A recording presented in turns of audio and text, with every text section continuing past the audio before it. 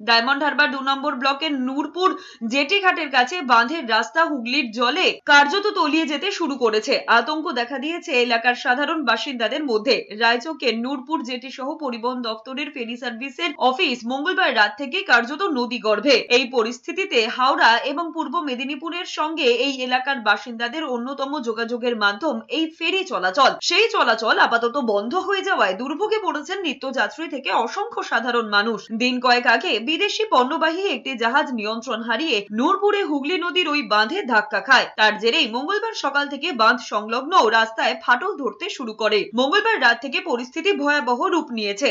ভাঙন কবলিত এলাকা থেকে সরিয়ে দেওয়া হয়েছে লোকজনকে। সম্পূর্ণ এলাকা নিরাপত্তার জন্য ঘিরে রেখেছে প্রশাসন। বুধবার ঘটনাস্থলে গিয়ে পরিস্থিতি খতিয়ে দেখেন ডায়মন্ড হারবারের বিধায়ক পান্নালাল হালদার। বিধায়ক জানিয়েছেন, পরিস্থিতি স্বাভাবিক হতে বেশ কিছুদিন সময় লাগবে।